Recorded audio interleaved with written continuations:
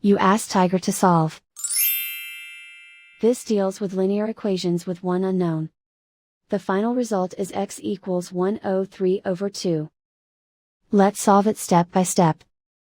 Simplify the expression. Multiply the fractions. Break up the fraction. Simplify the fraction. Group all constants on the right side of the equation. Subtract 1/4 from both sides. Combine the fractions. Combine the numerators. Reduce the zero numerator. Simplify the arithmetic. Convert the integer into a fraction. Combine the fractions. Combine the numerators.